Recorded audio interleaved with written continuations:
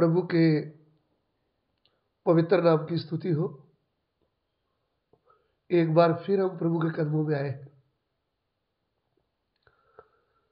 आज के ध्यान के लिए हम प्रभु के वचन से पढ़ना चाहेंगे लेवियों की पोथी उसका 20 अध्याय उसका 26 वचन। लेविटिक्स चैप्टर 20 वर्स 26। लेविया की पोथी 20 अध्याय ते उसका 26 वचन। ਅਤੇ ਤੁਸੀਂ ਮੇਰੇ ਅੱਗੇ ਪਵਿੱਤਰ ਹੋਵੋ ਕਿਉਂ ਜੋ ਮੈਂ ਪਵਿੱਤਰ ਹਾਂ ਅਤੇ ਆਪਣੇ ਬਣਾਉਣ ਲਈ ਮੈਂ ਤੁਹਾਨੂੰ ਹੋਰਨਾਂ ਲੋਕਾਂ ਤੋਂ ਵੱਖਰੇ ਕੀਤਾ। तुम मेरे लिए पवित्र बने रहना क्योंकि मैं यहोवा स्वयं पवित्र हूँ और मैंने तुमको और देशों के लोगों से इसलिए अलग किया है कि तुम निरंतर मेरे ही बने रहो। देखिए, यहोवा परमेश्वर जो स्वयं पवित्र है वह अपने लोगों से बात करता है। जो उनके चुने हुए लोग हैं ना, उनसे प्रभु बात करता है। उनको बोलता तुम मेरे लिए पवित्र बने रहना क्योंकि मैं स्वयं यहोवा पवित्र हूं। मैंने तुमको और देशों के लोगों से चुनकर अलग किया है। तुम निरंतर मेरे ही बने रहो। सो ध्यान दीजिए, ऐसा क्यों परमेश्वर कहा है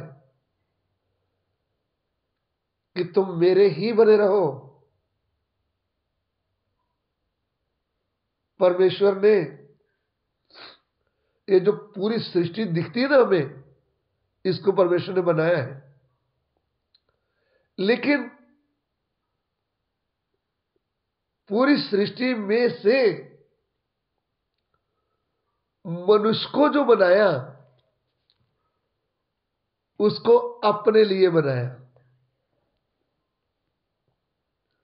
पूरी सृष्टि को मनुष्य के लिए बनाया लेकिन मनुष्य को अपने लिए बनाया ताकि वो मेरा बना रहे, मैं उनसे बात कर पाऊं, मैं उसके साथ रहूं। ये थी योजना यहोवा परमेश्वर की। लेकिन उस योजना को आदम और हवा ने नकार दिया क्योंकि प्रभु की पवित्र आज्ञा ना मानते हुए शाम की बात मानकर अपनी मर्जी किया और प्रभु के विरुद्ध पाप कर दिया। जब पाप कर दिया तो फिर परमेश्वर से अलग हो गए। परमेश्वर असली में चाहता क्या है? वह तो शुरू से ही उनकी इच्छा यह है कि वह मनुष्य के साथ रहे।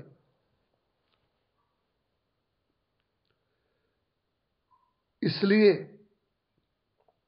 प्रभु ने इस्राएल कौम को अपने लिए चुन लिया और जब इस्राएल कौम उनको बोल दिया था ना कि मैं तुमको और लोगों के देशों के और लोगों से क्या कर लिया है, चुनकर अलग किया है, तो तुमने अभी अलग रहना है। तुम मेरे हो, तुमने और किसी के साथ एक मन नहीं होना। तुमने अन्य जाति लोगों के रीति रिवाज नहीं पकड़ना। तुम लोग उन रीति रिवाजों से क्या रहना है, अलग। वो जो लोग हैं, दूसरे लोग हैं, उनके देवी देवता अलग हैं। मैं तुम्हारा पवित्र स्वयं यहोवा हूं। तुम मेरे हो, तुम मेरे ही बने रहना। ये थी प्रभु की योजना। लेकिन एक समय आया जब इस्राएल अलगताई में चल रहा था, तब परमेश्वर के साथ चल रहा था। गिनती की पुस्तक उसका 23 अध्याय उसका 9 वचन पढ़िएगा। गिनती 23 का 9, नंबर्स 23 वर्स 9। ਚਟਾਨ ਦੀਆਂ ਟੀਸੀਆਂ ਤੋਂ ਮੈਂ ਉਹਨੂੰ ਵੇਖਦਾ ਹਾਂ ਅਤੇ ਪਰਬਤਾਂ ਤੋਂ ਮੈਂ ਉਸ ਉੱਤੇ ਨਿਗਾਹ ਮਾਰਦਾ ਹਾਂ। ਇਹ ਪਰਜਾ ਇਕੱਲੀ ਵਸਦੀ ਹੈ ਅਤੇ ਕੌਮਾਂ ਦੇ ਵਿੱਚ ਆਪਣੇ ਆਪ ਨੂੰ ਨਹੀਂ ਗਿਣਦੀ। चट्टानों की चोटी पर से वे मुझे दिखाई पड़ते हैं, पहाड़ियों पर से मैं उनको देखता हूँ। वे ऐसी जाति है जो अकेली बसी रहेगी और अन्य जातियों से अलग गिनी जाएगी। आमीन। जब हम गिनती 23 का 21 पढ़ते हैं, 21 से 23, तब इधर में हमें पता चलता है कि जब इस्राएल दूसरे लोगों से अलग होकर चल रही थी, तब हुआ क्या? पढ़िएगा हिंदी में। उसने याकूब में अनर्थ नहीं पाया और ना इस्राएल में अन्याय देखा है। उसका परमेश्वर यहोवा उसके संग है। आमीन। जब इस्राएल अलगताई में चल रहा था, उनमें शरारत नहीं थी, उनमें कोई बुराई नहीं थी, तब परमेश्वर उनके साथ साथ चल रहा था। जब परमेश्वर साथ चल रहा था, तब दूसरे लोगों के ऊपर भय पड़ गया। आगे पढ़ेंगे।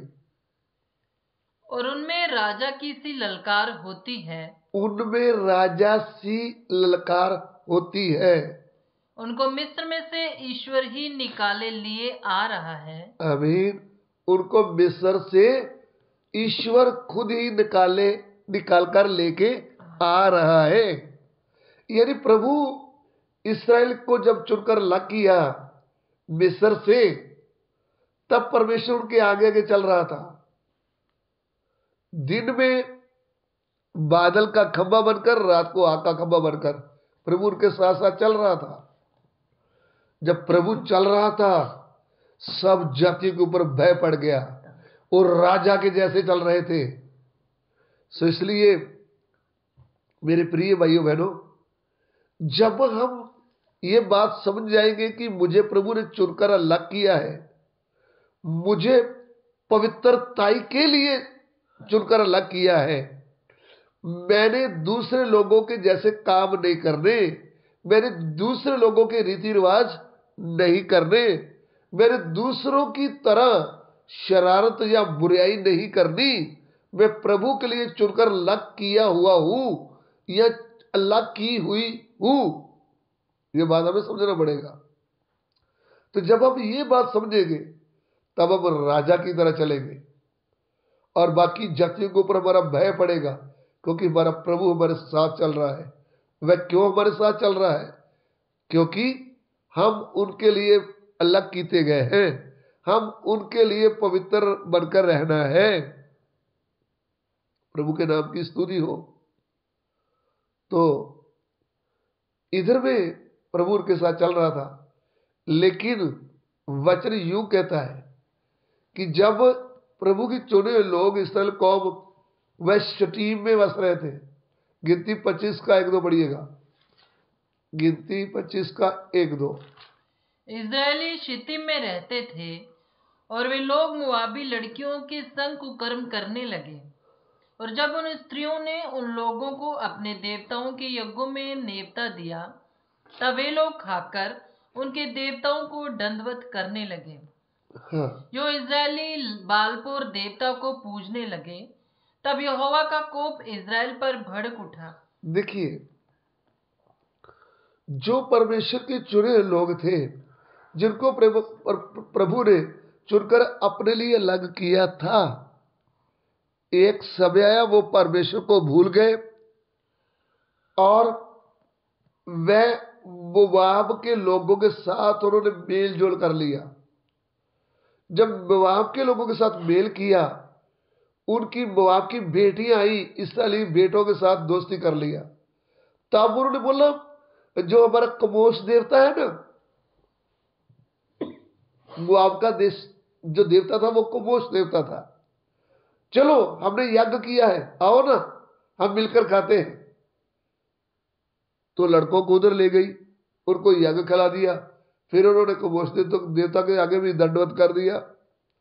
उस समय उन्होंने पवित्रताई को बर्बाद कर दिया और अलगताई को छोड़ दिया और परमेश्वर को दुख दिया और परमेश्वर उनके विरुद्ध हो गया।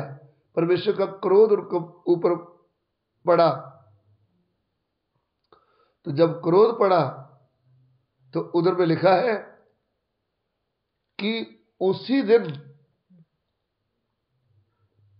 24,000 लोग मारे गए। परमेश्वर का क्रोध उनके ऊपर भड़का।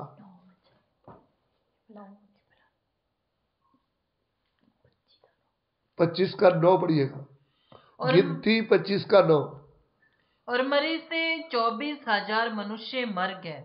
और प्रभु का क्रोध उनके ऊपर भड़का और प्रभु ने उनको सजा दिया और 24,000 लोग एक दिन में मर गए। ये हमारे लिए सीख है कि हम पवित्र प्रभु को दुख ना दें, हम दूसरे लोगों के साथ मिलकर उनके जैसे काम ना करें, उनके देवतों के साथ जाकर दंडवत ना करें, उनके यज्ञ में जाकर लंगर प्रसाद ना खाएं, क्योंकि हमको प्रभु ने अपने लिए चुनकर अलग किया है। हमारा परमेश्वर पवित्र है तो हमें भी पवित्र बने रहना है। प्रिय प्रभु, हम आपका धन्यवाद देते हैं इस वचन के लिए। तेरे वचन लोगों के हृदय में कार्य करे। आगे के समय को तेरे हाथ में सौंपते हैं प्रभु, विनती को ग्रहण करें। यीशु मसीह के पवित्र नाम से मांगते हैं, आमीन।